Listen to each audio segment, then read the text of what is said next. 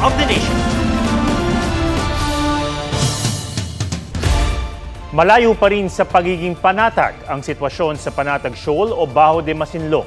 Kanina habang hinahabol ang barko ng Philippine Coast Guard, nadurog ang nguso ng Coast Guard vessel ng China nang mabangga ng barko ng kanilang Navy. Yan ang report ni Rafi Tima. Papalapit sa Bajo de Masinloc ang BRP Suluan ng Philippine Coast Guard para sa Kadiwa Mission o paghatid ng ayuda sa mga mangingisdang Pilipino at regular na pag-iikot ng PCG sa Exclusive Economic Zone ng Pilipinas. Tila iipitin pa yata kami nitong dalawang barko. Pero hinabol ito at ginitkit ng dalawang barko ng China, ang China Coast Guard o CCG Vessel 3104 at People's Liberation Army Navy Destroyer 164 o Guilin.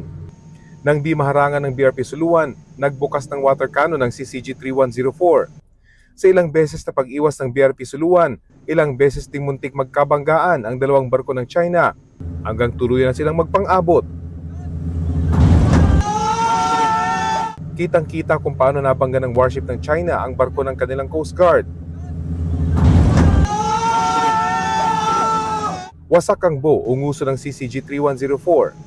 Nagkapinsala rin sa gilid ang Guilin.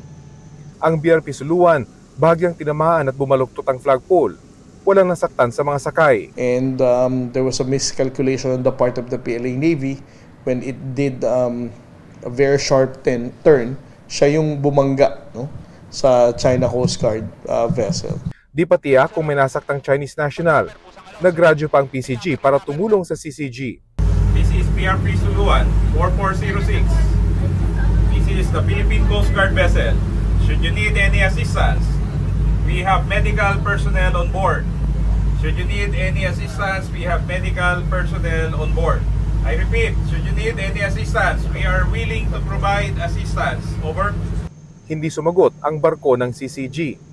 Sa kabila ng nangyari, mas naging agresibo pa ang Chinese naval ship sa paghabol sa barko ng PCG. Nag-disengage din ito habang papalayo ng Bajo de Masinloc ang BRP Suluan. Ang mga sasakyang pandagat ng BIFAR na kasama rin sa Kadiwa Mission, dinatnan pagdating sa Bajo de Masinloc ang hindi bababa sa 25 barko ng CCG at Chinese Maritime Militia Vessel. Nag-radio challenge ang dalawang panig. This is China Coast Guard 4406. We are conducting a water patrol in accordance with the law in the waters of Huangya Island of the People's Republic, China. You must take leave of our route and are reminded of your obligation for safe conduct by the 1972 International Regulation Preventing Collision at Sea and the 1982 United Nations Convention on the Law of the Sea. Binuntutan ng CCG 3306 ang barkong dato bangkaya ng BIFAR. Tinangkapang i-water cannon at harangan ng CCG ang dato bangkaya at dato sumkat, lalo na noong lumapit na sa Bajo de Masinloc. Sa kabila ng agresyon ng mga barko ng China, nakapaghatid ang BIFAR ng bigas, tubig inumin, grocery packs, gamot at diesel sa mga mangingisda sa palibot ng Bajo de Masinloc. Napakalaking tulong po nito sa amin dahil po sa magkakaroon po kami ng kaunting bawas na gasto sa aming bangka. Hindi po kami makakilos na malayo maigi at gawa ng nandyan nga po sila parang harang, kaya hindi po kami makakilos masyado. 2012 pa kontrolado ng China ang Bajo de Masinloc o Scarborough Shoal, bahurang sagana sa yamang dagat at dati ng pinangingisdaan ng mga Pilipino. Inaangkin ito ng China bilang Huangyan daw, batay sa kanilang 9-line claim sa South China Sea, kahit nasa loob ito ng ating 200 nautical mile exclusive economic zone. Isa ito sa mga ipinaglaban ng Pilipinas nang ihabla ang China sa Permanent Court of Arbitration na pumabor sa atin sa ruling noong 2016, hatol na hindi kinikilala ng China. Ang bersyon ng China sa mga nangyari ngayon, ilang beses silang nagbabala na nanghihimasok daw ang ating mga barko sa kanilang teritoryo at nang baliwalain daw ng Pilipinas, ginawa raw nila ang mga legal na hakbang para itaboy ang ating mga barko. The Philippine Coast Guard do not recognize the invalidated claim of the People's Republic of China.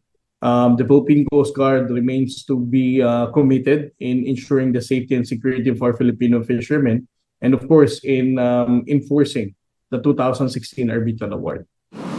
Bilang tugon sa nangyari sa Bajo de Masinloc, iginit ni Pangulong Marcos na hindi aatras ang Pilipinas sa pagtatanggol sa sariling teritoryo.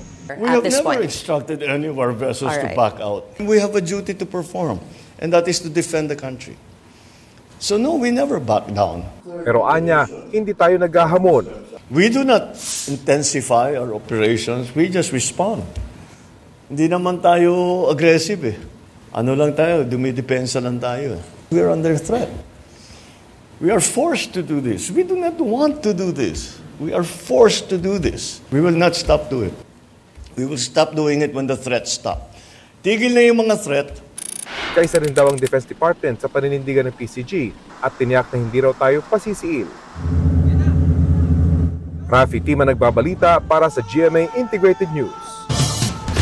Nababahala raw si Pangulong Bongbong Marcos kung paanong sa 15 contractor lang napunta ang mahigit 20% na mahigit kalahating trilyong pisong pondo para sa mga proyekto kontra baha. May report si Marizo Mali. The total cost of all of the projects since July 2022 until today is 545 billion pesos. I don't know about you, but that is a very big number. Nakalulula para kay Pangulong Marcos ang mahigit kalahating trilyong pisong inilaan sa halos 10,000 flood control projects sa bansa mula July 2022. Partikular niyang pinuna kung paanong 15 top contractor lang ang naka-corner daw sa tinatayang 100 bilyong pisong halaga ng mga proyekto. 20% yan ng kabuuang pondo. Bukod dyan, 5 of these contractors had projects in almost the entire country.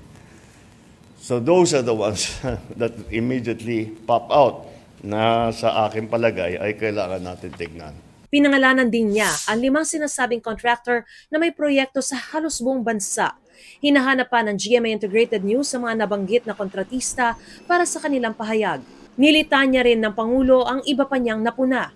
Mahigit 6,000 proyektong may pondo mahigit 350 bilyong piso ang ditukoy kung anong uri ng flood control ang itinatayo. Maraming proyekto rin daw na iba-iba ang lokasyon pero pare-pareho ang presyo ng kontrata. It is impossible for one barangay, even if they are the next barangay, to have the exact same project to the exact same amount with the exact same contractor. At ang mga probinsya may pinakamaraming flood control project, hindi tugma sa 10 flood-prone o pinakabahaing probinsya. Sabi ni Pangulong Marcos, paunang pagsusuri pa lamang ito at wala pa naman daw inaakusahan. Kaya tinihimok niya ang taong bayan na makibahagi at magsumbong sa kanya mismo ng kanilang mga nadidiskubre sa pamamagitan ng website na sumbongsapangulo.ph na inilunsad niya ngayong araw. Akong titingin dito araw-araw sa website natin at babasahin ko ang mga report na ibibigay ng taong bayan. Mariz Umali nagbabalita para sa GMA Integrated News. 2 language centers sa Cebu ang ipinasara dahil sa umano'y illegal recruitment. Sa Cavite naman, naaresto ang mga driver ng 2 sasakyang nakabundol sa isang konduktor ng bus na nahatid ang katawan sa disgrasya. May report si Oscar Oida. Kalunos-lunos ang sinapit ng isang konduktor ng bus nang madisgrasya sa General Trias, Cavite. Nabangga siya ng kotse kaya tumilapon sa kanasagasaan ng dump truck kaya nahati ang katawan. Sakto kasi yung pagbaba niya, papasok na ako sa garahe, biglang may sumulpot na kotse. Mabilis ang takbo eh, pag-iwang-giwang pa. Sobrang sakit po. Kasi po, may tatlong anak po kami. Tapos siya lang po yung nagtatrabaho. Karumal-dumal po, tapos hindi niya po deserve yun eh. Sana mabigyan po ng stisya yung pagkawala niya po. Na-inquest na ang mga nakasagasang driver sa reklamong reckless imprudence resulting in homicide. Ang driver ng kotse na nakainom umano, tumangging magbigay ng pahayag. Git naman ng truck driver, wala siyang kasalanan. Wala akong inanong, dahil siya po ang may sa akin isabit lang po. Sa Cebu City, huli sa akto ng umano'y illegal cyber activities ng 2 Malaysian nationals. Isinumbong sila ng hotel staff na napuna ang pagdadala ng iba't ibang kahina-hinalang gadget sa silid. Bukod sa mga laptop, module, router at motherboard, may mga nasamsam ding tinatawag na data sniffers at hinihinalang IMSI catcher o aparatong sumasagap ng signal. Batay sa investigasyon, mga empleyado sila ng kumpanyang konektado umano sa Chinese military. Wala pang reaksyon ng mga suspect na hawak na ng Bureau of Immigration. 2 language learning center sa Cebu ang ipinasara ng Department of Migrant Workers. Sa Minglanilla, naabutan pang may klase ang pinuntahang Japanese language school na bukod sa walang business permit, sangkot umano ang mga paaralan sa illegal recruitment. Ayon sa mga estudyante, may job order na agad sila at tutungong Japan pagkatapos mag-aral. Pinagbayad sila ng mahigit 70,000 piso. Sabi naman ng may-ari ng mga gusali ng language school, hindi nila alam na may recruitment na nagaganap. Wala pang reaksyon ng may-ari ng Japanese language school. Sa Cebu City, isang language center din ang isinugod dahil may illegal recruitment din umano via referral, pero mariin niyang itilanggi ng may-ari. Oscar Oida, nagbabalita para sa GMA Integrated News.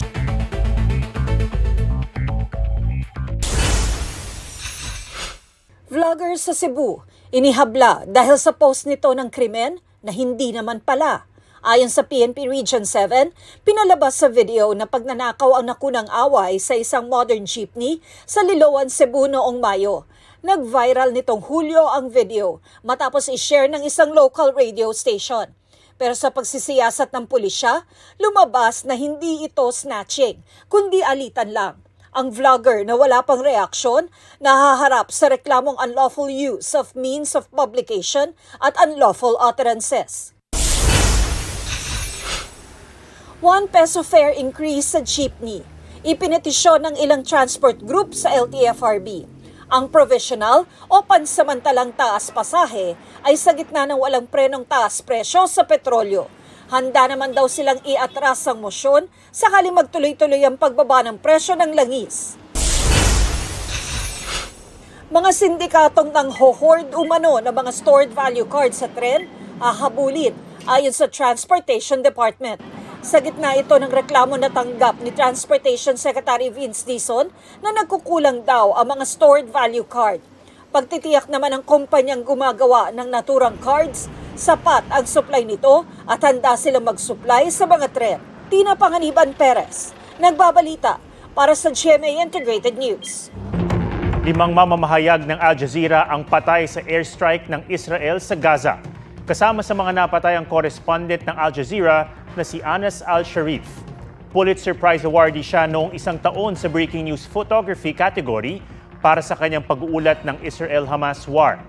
Silang 5 ay magkakasama sa pinuntiriang tent malapit sa Shifa Hospital sa Gaza City nitong linggo. Ang depensa ng Israel Defense Force sa pag-atake, si Al-Sharif ay leader daw ng isang grupo o cell ng Hamas. Mariing itinanggi ng Al Jazeera ang paratang. Kinundena nila ang iba pang press advocate ang pag-atake ng Israel at ang anilay hakbang para patahimikin ng mga mamamahayag sa mga ulat ng pagkawasak at matinding kagutuman sa Gaza. Patuloy na binabantayan ng bagyong Goryo na nasa loob ng Philippine Area of Responsibility. Batay sa 11 p.m. bulletin ng Pag-asa, pulitong namataan 910 kilometers east of extreme northern Luzon. Inaasahang magla-landfall ito sa eastern coast ng Taiwan sa Miyerkules at posibleng sa gabi ay nasa labas na ito ng PAR. Hindi ito inaasahang makakaapekto sa bansa, pero posibleng magpaulan ng habagat at localized thunderstorms. Sa datos ng Metro Weather, may tsansang ulanin na malaking bahagi ng bansa bukas, kabilang na ang Metro Manila.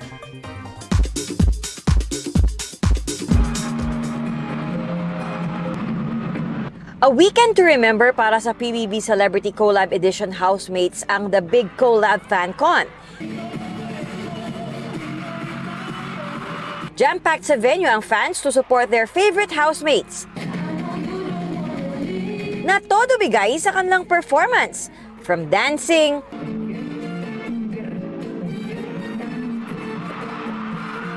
singing, and modeling. Kilig overload din ang iba't ibang ships ng collab. At ang inabangang love triangle ni na Dustin, Bianca at Will, na ang ending pala ay Das Will? Sorry kung tinapakan ko yung love team nyo, ha?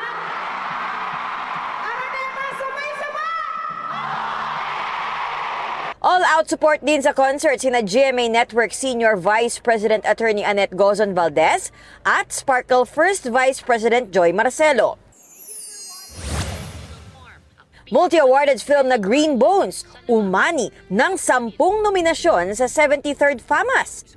Mula sa Best Picture, Best Screenplay at Best Director for Direk Zig Dulay, hanggang sa acting nominations para kina Dennis Trillo, Ruru Madrid at Alessandra De Rossi. 5 nominations naman ang nakuha ng Hello Love Again ng GMA Pictures at Star Cinema. Makakatapat ni na Dennis at Alden sa Best Actor race si Kelvin Miranda for Chances Are You and I. Nominated din for Best Supporting Actor si Beauty Empire star Sid Lucero para sa pelikulang Topak. May 3 nominasyon ng balota ng GMA Pictures kung saan vying din for Best Supporting Actor si Will Ashley. Sanya Lopez is giving hot Maria Clara vibes in her 29th birthday pictures. Ayon kay Sanya, she's ready for the chapters yet to be written. Cruz vs. Cruz star Vina Morales nagpapasalamat sa mga tumatangkilik sa serye. Nasa Amerika ngayon si Vina para sa GMA Pinoy TV Pistahan Parade and Festival at ilan pang events. Athena Imperial nagbabalita para sa GMA Integrated News.